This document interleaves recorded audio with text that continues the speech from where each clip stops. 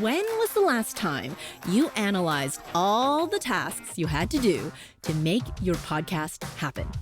I mean, really got down to the granular, like details about conceptualizing, the research, making your notes, to even recording, editing, scheduling, promotion. I mean, I've listed all the overall tasks, but again, down to the granular. I'm talking details. When have you ever written all of that stuff down?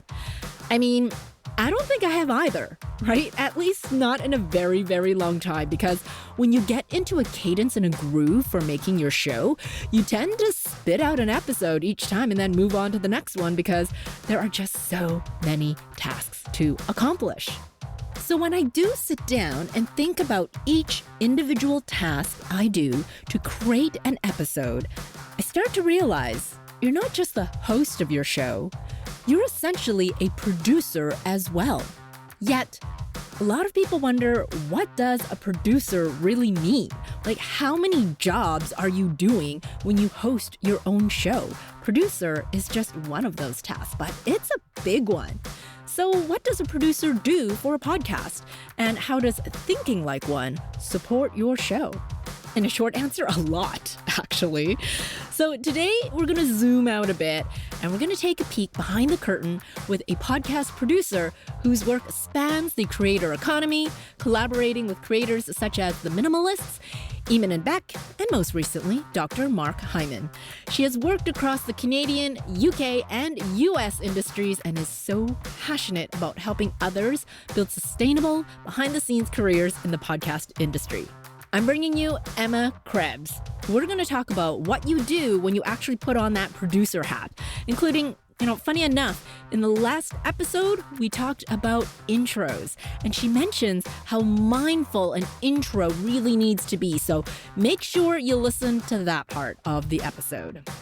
We also dive into women in the workplace, especially for podcasting, and how influential what you can do in the industry to really change perspectives on how we can really show representation in the podcasting industry.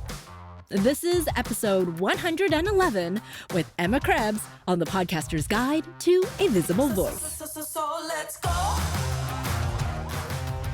Emma, I love chatting with you, so thank you so much for coming on the show today. It is truly my honor. Thank you so much for inviting me, Mary. I'm so excited to be here.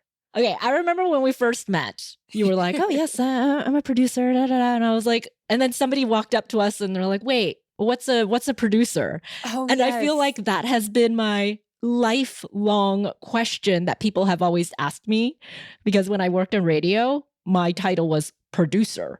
And then eventually they were like, wait, I guess we have to be more specific. So they called me a commercial producer, which meant I made all the commercials.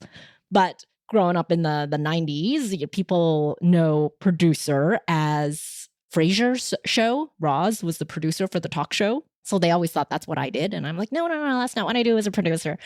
But in podcasting, it also means something totally different, which is something that you do. So in your role and how you see a producer and what you do, describe what producer means for you.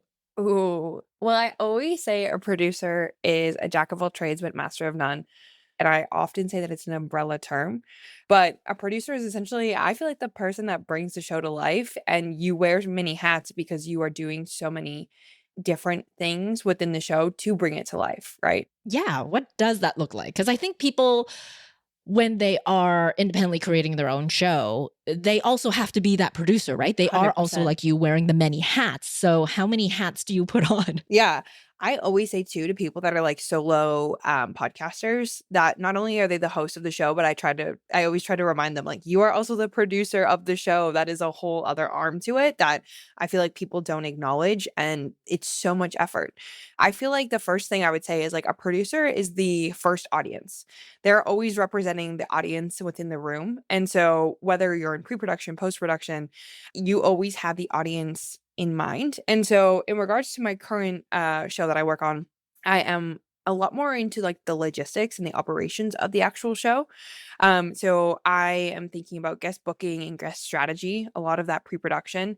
I create all of our prep documents for our host, which is quite a big lift. I work for Dr. Mark Hyman. So considering he is a doctor, there's a lot of a lot of information for me to pull. I pull a lot of studies and stuff like that and prepare that for our guests, while also thinking about like the angle of the conversation and just kind of outlining what the conversation could look like.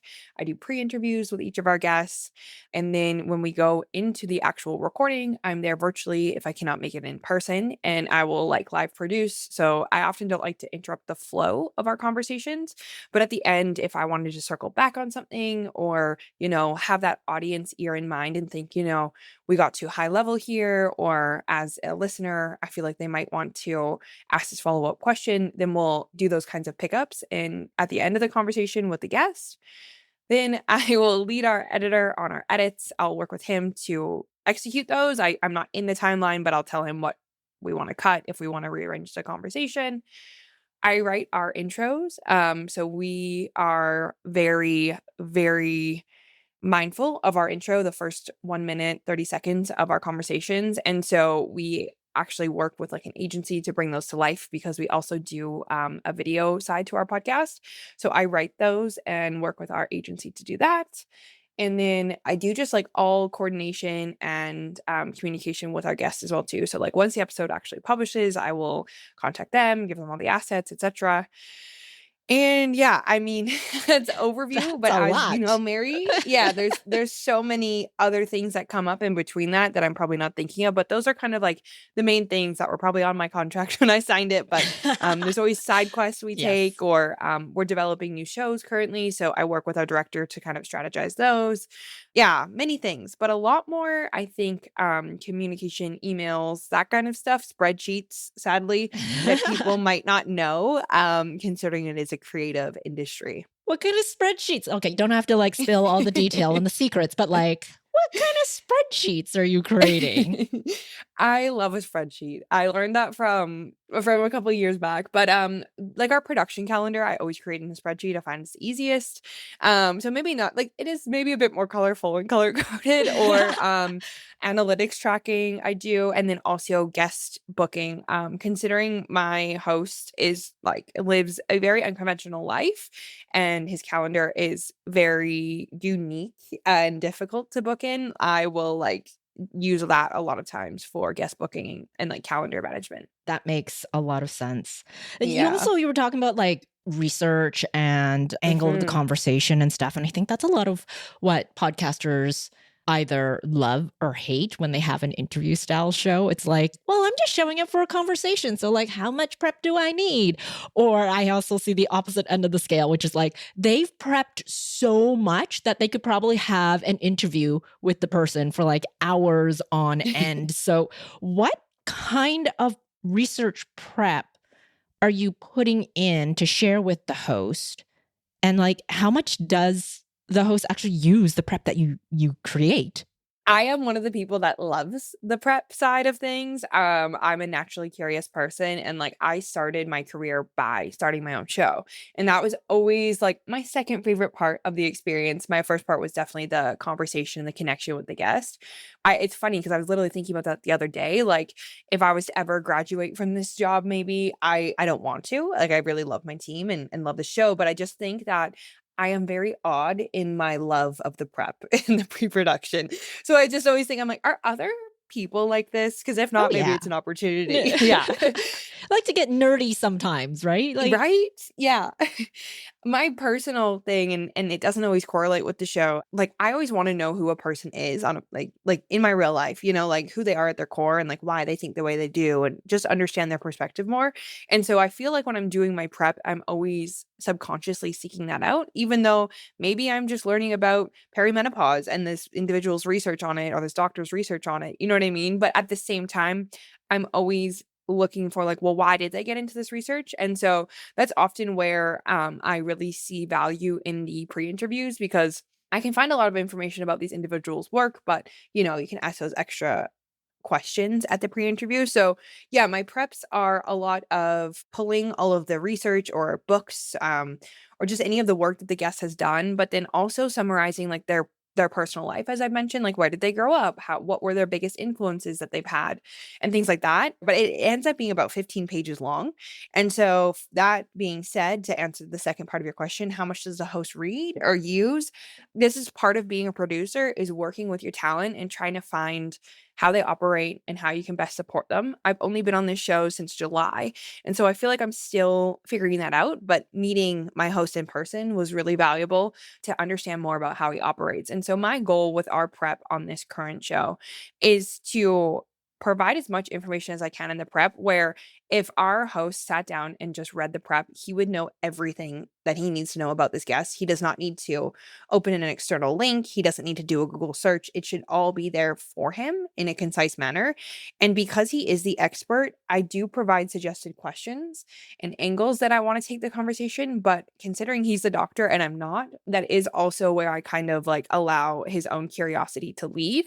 But that said, that's why it helps to be there for the recordings. If there was like, maybe something that due to like a sponsorship agreement or just something that I thought was really important that wasn't hit on, it's really great that I'm there for the conversation because we can circle back while still allowing the talent to follow their own curiosity, which is very important to lead that conversation as well. So when the host doesn't have that much time for the prep, you were saying to me at one point, you could have 15 pages. Yeah.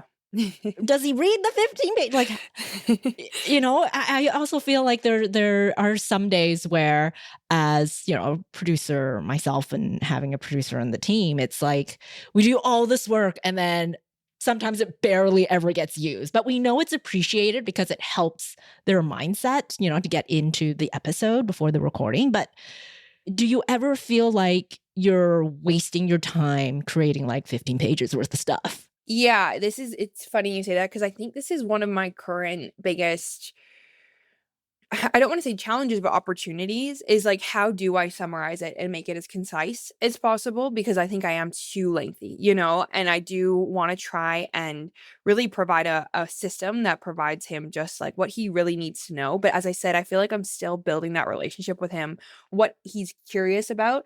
And so one thing that is so minor, but I hope is helpful, and I think it is providing, I use Google Docs. I'm a Google Docs queen. I'm obsessed with Google. Yes. Okay, cool. Controversial sometimes. One setting that I love in it is like the header setting. You know how you can make different headings, which I think is helpful for him because then, and I keep using Mark as an example, but I've done this for other shows I've worked on too, because you can kind of jump around, right? So say he's asking the guest a question.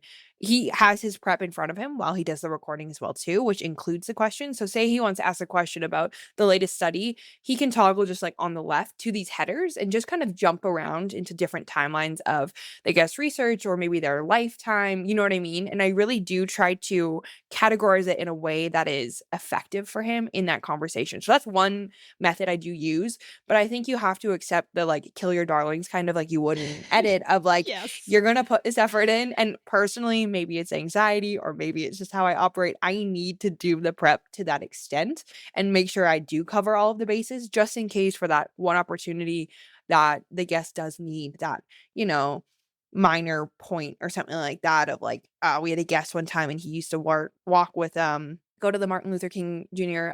Like the protests and stuff like that. And we did not anticipate that to be embedded into the conversation, but somehow like a reference came in and that was actually in our prep, which was from a conversation that like was so many years back that I had randomly found. There's just sometimes those moments of magic where that extra level of prep is helpful. And so I'm just willing to put in like work to hope for that 1 in 10, maybe 1 in 100 times that it's useful. I'm not saying it's productive. Well, maybe, but I'm fully with you, Mary. It's a lot of work.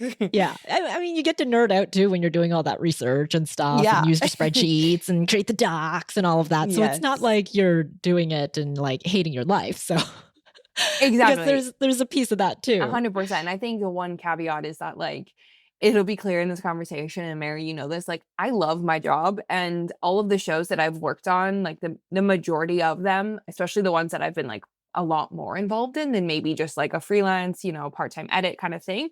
I really love the topic as well. And for me, that's really important to believe in the show, to believe in the host, to believe in the message that we're conveying. And so I think that also is a huge factor to like my need and my my drive to to find all the fun facts about our guests. You were mentioning earlier that, your intro is like a minute and 30 seconds. And coincidentally, the episode before this one, I was talking about how to create like a purposeful intro.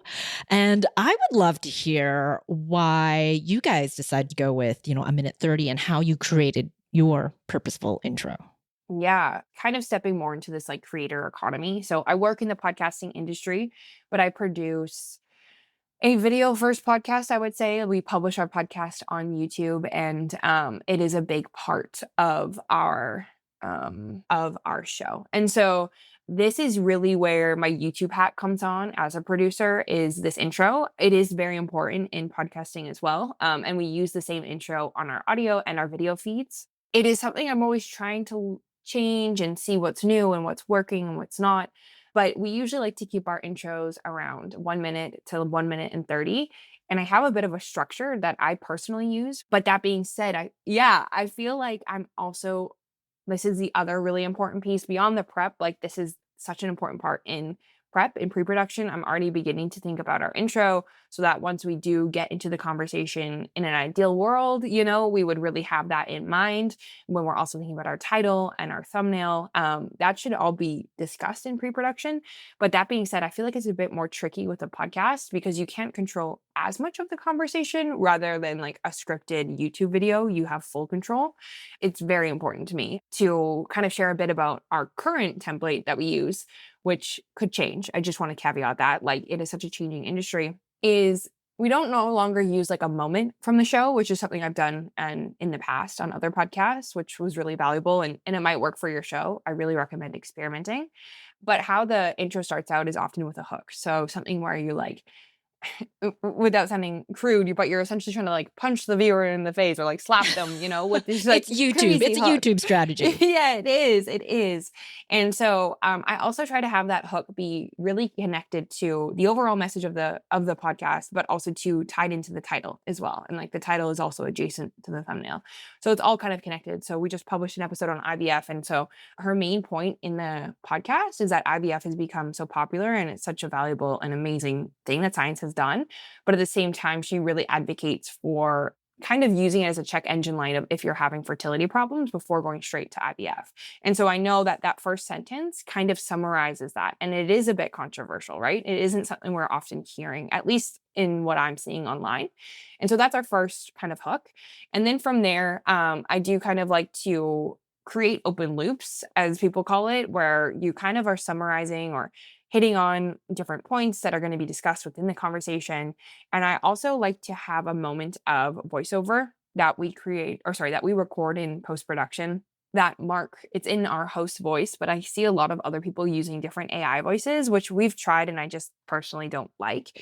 That's maybe just a personal preference, where you're really just trying to, in 1 to 2 sentences, to really make the guest seem like the expert, right? So this is where we're saying like, this is a Harvard researcher, or, you're kind of providing their accolades and kind of who they are, but 1 to 2 sentences, which is kind of tricky, so we write those, we really think about writing those. And then, we just create like another closed loop at the very end. Just to clarify, my intros are all clips from the actual podcast in themselves. So it's not actually our host saying the full intro, what I was referencing there of like that hook and stuff like that and the unclosed loops. Yeah. I have also done, which I really like, and as a listener, and I think people like Mel Robbins does a great job. I fully recognize I'm touching on like guest style interviews and stuff like that. And there's so many different types of podcast episodes and formats, but someone like Mel Robbins also does a really good job of kind of embedding like voiceover and clips from the podcast, which I also think is a really valuable intro. It doesn't currently work with our workflow, and like we're remaining with what we're doing now, where essentially like you create VO in post and then you kind of like sprinkle in little moments from the podcast. I always think those are really well done as well too.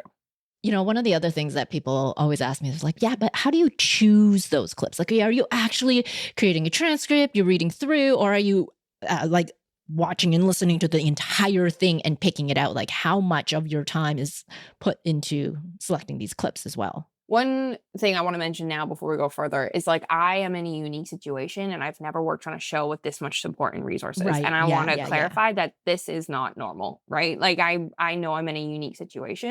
And I've worked on shows where I'm the only person on the show, right? It's me and maybe the host, or maybe it's just me. And so I really also want to clarify that too. Like I am talking about this experience, but it's like take what works and leave the Yeah, rest. And I exactly. think the biggest thing I would say too with the intros is experiment and just try and see what works for you, for your workflow, what you have bandwidth for, and what your audience responds to.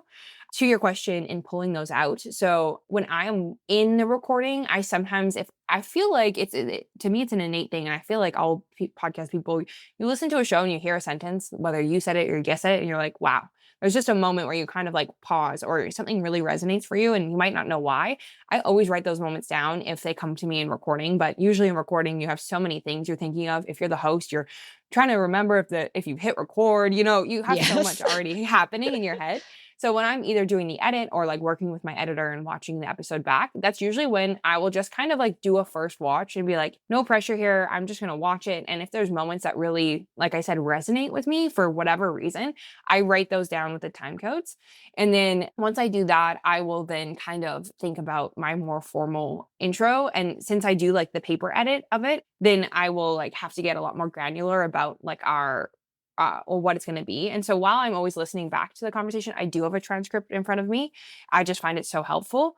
And then once I do the paper edit, I send it off to the individuals that create our intro. And I will also say, if you're doing it in that way, it does also sound different when you're listening to it, like once you actually cut it down, and also like, or if when you watch it, because certain parts might not work as you thought they did. So feel free to also like massage it once you've put it in the timeline or cut it down a bit too.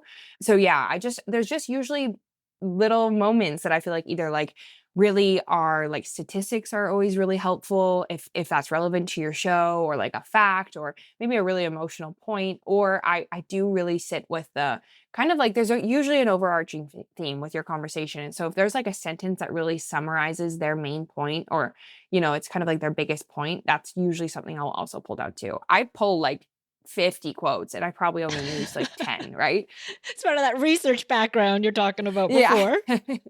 I'm like, oh man, I'm doing too much. No. But those are helpful too, because I find those are often where I also select our social clips from is those moments too. So you can also use them for other things as well. Yeah. And I find same thing. It's like that emotional punch to the face, Mhm. I guess you were saying, Yeah. right?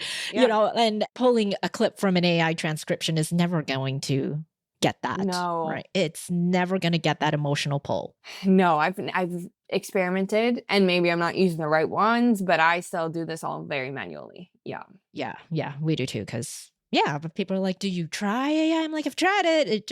And then I try Yeah. it again because I think, well, it's probably innovated since we've tried it. But no, it's still, Mhm. there's something about the human ear and the human heart and the brain that I we completely agree. hear Yeah. it, we know it, we see it, we understand it differently. Definitely.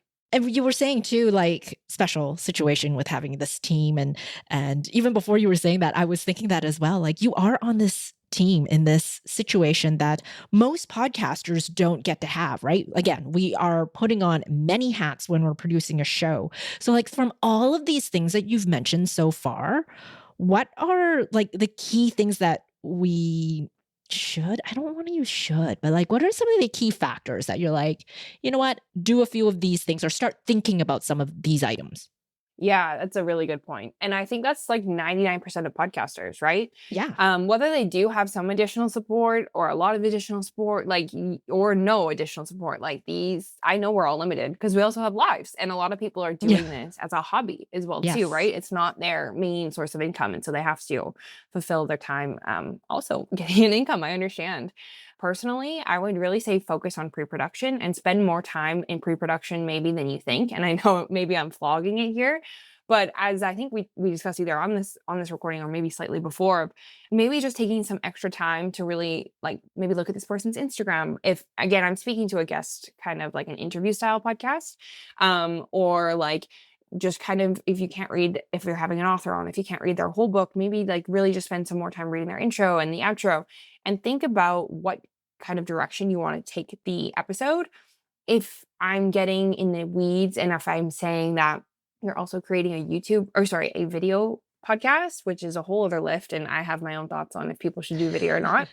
But if you are doing video as well, and it is important for audio as well too, but I feel like it is slightly more important for video, is really thinking about that intro too. So I would say like that intro and the pre-production would be the time that I would honestly say spending your extra time if you have it. The more prep you can do before the interview, the better the interview is going to be, which is going to make your post-production so much more efficient. And I know that editing is such a lengthy process. And if you're doing it yourself, you can really have an easier flow of the conversation and less editing to do in post if you spend that extra time to think about what you will discuss with the guest. Yeah, and I think that's a differentiating factor when most people are like, well, I don't have time to edit, so I'll just let it, flow how it flows. But at the same time, when you've done all that prep, you don't have to do as much editing in post. 100%. Unless the guest makes mistakes like I have. But yes.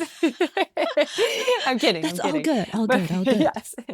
No, I completely agree with you, Mary. Yeah. Yeah. When I say edit, I mean like, the content editing or you're taking things out or rearranging things. Like most people don't have time to do that part of the edit. Mm-hmm. However, I said content edit, and usually people are like, oh, well, content, I don't want to be a content creator. Yet, as a podcaster, we have elements of that, right? Like there's the negative connotation of like being a content creator and monetizing and everything like that. And not all podcasters are like that, like you were saying. And there's passion projects. But there are things that we want to learn and take away. Video is such a big thing right now just because YouTube's doing it, Spotify's doing it, like the big platforms are moving in that direction. So I feel like the industry as a whole is like, ooh, you got to have video. Yet video and audio are two very different audiences. And I know you mentioned it a little bit earlier, your opinion on video versus audio. Lay it on me. What is that opinion? Well, I just want to clarify. I feel like everyone feels the pressure now to do video for their podcasts. And I, think it's a completely different medium, right? Yeah. I got into podcasting because I loved that it was an audio only medium. I loved you didn't have to know what I looked like. You didn't have to, I was so naive at that point. I didn't even know that it would be extra work, right? To create the video side of things. As we've really hit home, like 99% of podcasters are independent creators. And a lot of this is like hobby and maybe a part of their job, right? Or a part of their business, whatever it may be. And I just want to hit home just how big of a lift video is. And so I really push people to really question why they feel the need to do video. Is it because you've just watched Call Her Daddy or something, or you just see these big creators, these 1% that are doing it and these experts, quote unquote, are telling you to do it? I really question why people want to do it. And then just like really get realistic about the lift to produce just a regular audio first podcast, but also to like the realities of video. The one method I kind of put is like a hybrid for individuals that are like, right, Emma, I know that you're saying to just kind of like walk before I run, create a really good audio first show. But like, I really do want to do some sort of video. I think a great idea that I've picked up, I don't know where from, but is recording the video, whether you're doing a virtual episode, so like it's on Zoom or Riverside, or you can even set up just like your phone if it's a solo show and recording the video, but then only using it for social media clips and like for like kind of marketing purposes. I feel like that could be a bit of a balance. That said, I don't want to diminish that. That's not a lot of work too. It is a lot of work. And so, yeah, I know like Riverside, if you're recording virtually on Riverside, that it does it pushes out some clips for you too. But I just want to say, like, really think about why you're creating video and don't feel the pressure to do video, because even like think about a narrative style show, like those are so underrated.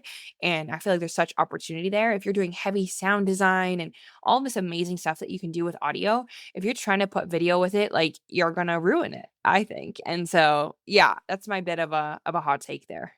Yeah. That's why people were like way back in the day, because I used to be in radio when TV came along, right? Like MTV and all of that. They're like, oh, video is going to kill the radio star. And, radio still exists. So it's podcasting exists. It's an audio, traditionally podcasts are an audio platform. So it's not like we have to do video. And I was actually talking to somebody recently. She's an independent creator, and she was asking also about like funding and how do I get this off the ground? And then I was asking her about like future goals. What do you want? And she's like, oh, yeah, I feel like maybe future I got to think about video. I'm like, but yeah, do you have to? And then I was telling her about like how nobody wants to watch another Zoom meeting as a Yep. podcast video, right? Like Yep. we're tired of being in online chats all the time. So why is a podcast like that as well? So you really have to think about like your lighting, your background for yourself and your guests and editing and all of the stuff. And then she was like, oh, wow, yeah, that is a heavy lift where audio is a totally different world. You can still create something very meaningful with just the audio only first approach. Totally. Yeah, even just equipment and not only your time, which is your biggest resource, right? But even just the price of these tools. Cause I also agree with you, Mary. Like, unfortunately, I think the bar for video is like higher too nowadays, just Yeah. with like the tools that are out there. And like I said, these big shows that are producing like, which it kind of makes me upset now because I'm like, that's what I always loved about podcasting was like a low barrier to entry, it's intimate, it's gritty sometimes, whereas now it's just like late night talk shows, which is fine. But like for me, that's not really why I fell in love with podcasting too. Right. So yeah, you don't need to have a whole set. Yeah. The video podcasts these days are late night talk shows. That's what they are now. Yeah. I feel like Yeah. that's what they want to become because late night talk shows are being canceled on network television. So they want to create their own platform. And now that's what video podcasts tend to look like from the big 1% of shows. Totally. And where they get a lot of inspiration, I feel like, from as well too, right? Yeah. These new podcasts. Yeah. Yeah. And fair enough, right? If that's what the big platforms are pushing, then that's what the public is seeing. And so they might think, okay, if this is what actually is what's happening as a quote unquote successful show, and I want to be successful, then how do I emulate that? Yeah. And definitely. that is what happens in the human world. We just look up to others, whether that actually has good representation or not. That's another story for another time. Now that I start thinking about that. Fun fact for you. Yeah. I was looking it up before because I know this is something we're both quite passionate about. The source of this is USC Annenberg. 64% of hosts of the top 100 podcasts are men compared to 35% are women. Yes, I've seen that report. Yes. Right. And the other stat that I thought was, at least for me, more applicable to my role and the impact I can have is 72% of podcast guests are men, whereas 27% are women. And so I currently have a lot more impact in our guest strategy and who we are putting and representation and really trying to, be mindful of that as we are selecting our guests too. But yeah, I mean, there was way more stats to that as well too, but I fully am with you on that, Mary. And I feel like it hasn't really changed too much. And thinking back to when I was in radio as well, because radio, very male dominated industry, when we have like the morning show host is like the big show, right? And it's usually men are the hosts. If there is a woman, they are just the sidekick, or they do the news or the weather and traffic. And that's all we're relegated to. And then when podcasting came along, you saw very few female hosts in those top shows. And so I feel like with that barrier to entry with the video as well, where women are always more opinions about women's looks are generally made. So like we have that barrier to entry with video as well. So having podcasting as an audio platform really removed some of those barriers for women to have shows, even though we still don't see a lot of women hosts in that top percent, which is changing, but I feel like it's not changing fast enough. I completely agree. I know. And like the industry is, we always say, and to other people, they think it's new. Obviously, it's been around for over 20 years. But one of the beautiful things about the industry is like it is still developing and is such in early stages where like we can create the foundation of it. right? And so it's important, I feel like, to have these conversations now, because although we're 20 years in, I do think that we can learn a lot from also like traditional. I have a lot of friends that worked in traditional media, traditional television, that are transitioning into like whether it's podcasting or more specifically YouTube, that are really advocating to really set a strong foundation and learn from their experience in traditional and in all levels, even just like pay rates, transparency on pay and stuff like that. So many things that like these are really important conversations to be having, I feel like, within spaces to call out like what shows currently exist. But also I think something else I'm passionate about is like work, like the individuals working within the industry, and to be transparent with one another and to really brainstorm and communicate and share tips and insights. And so yeah. Yeah, I feel like podcasting is a very collaborative industry.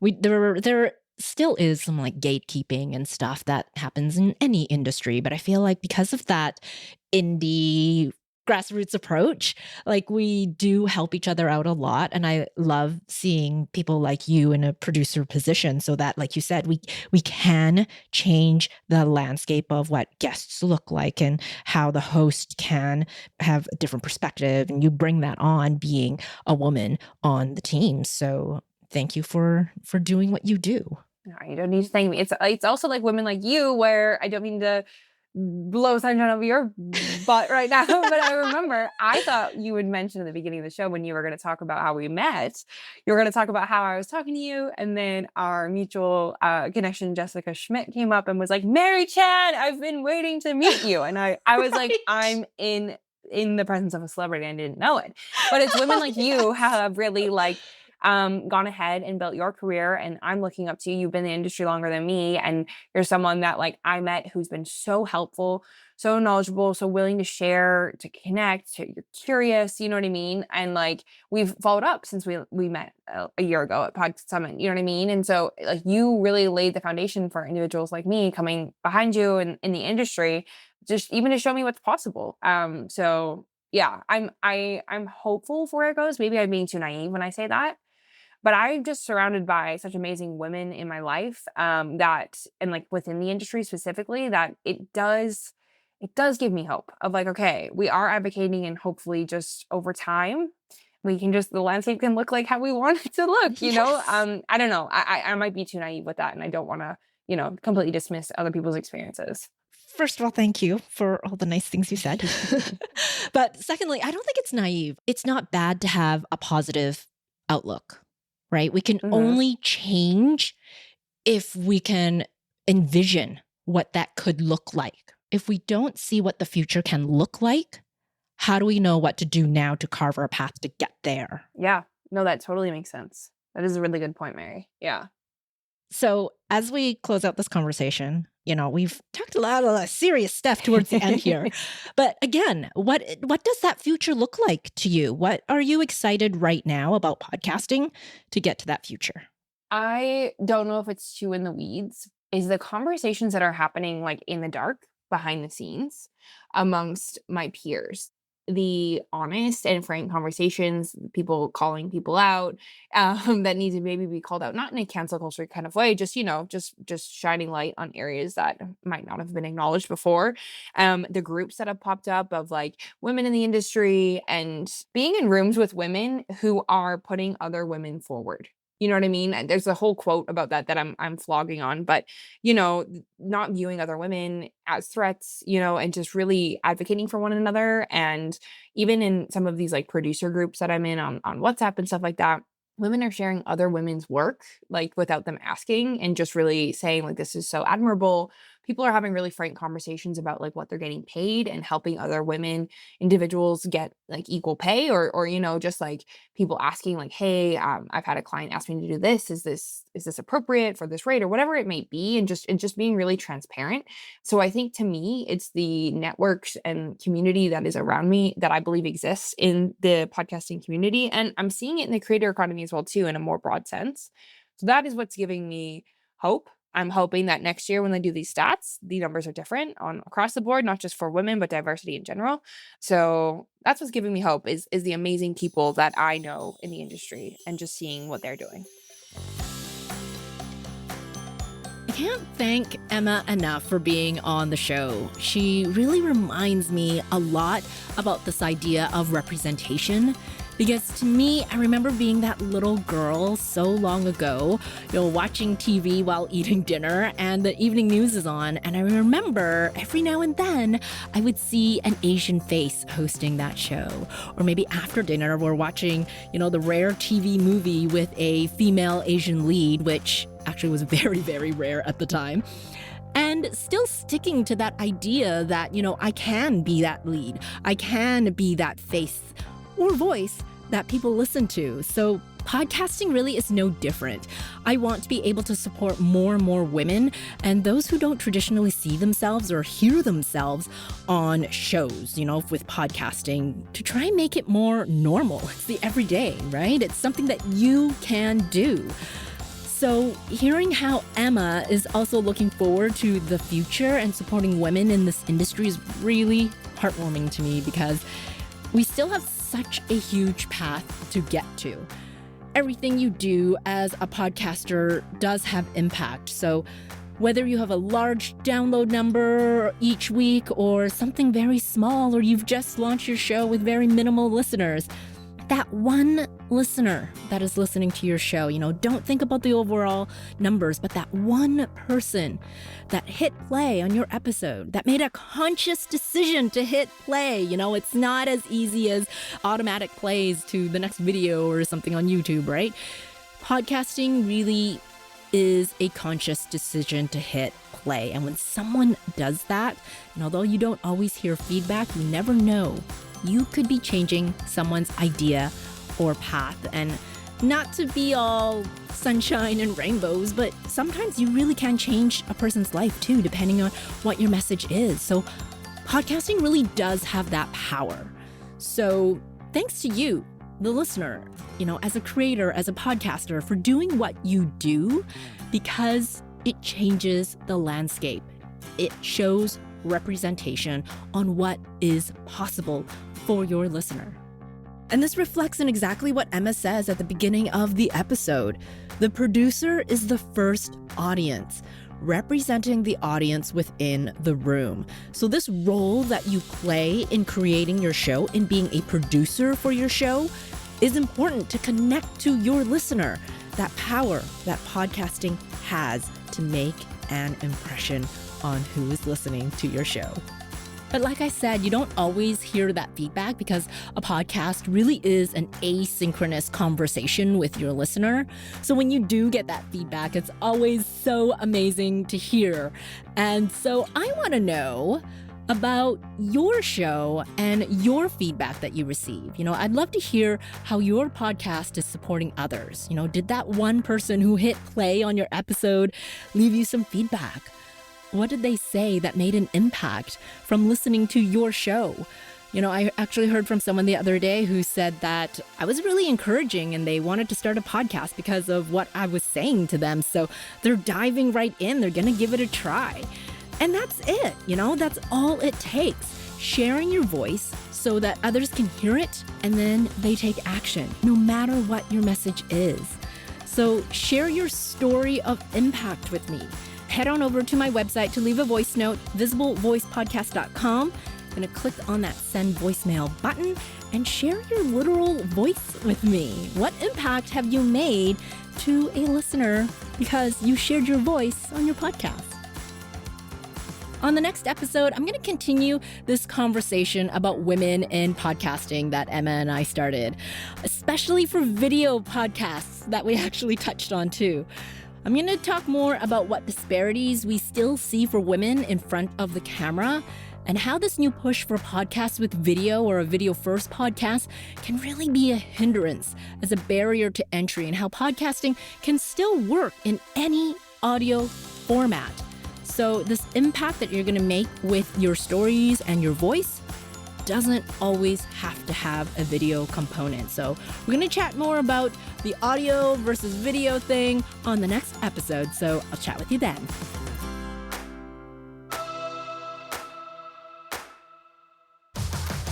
Thank you so much for listening to the Podcaster's Guide to a Visible Voice. If you enjoyed this episode, I'd love it if you'd share it with a podcasting friend. And to reveal more voicing and podcasting tips, click on over to visiblevoicepodcast.com. Until next time. Let's go.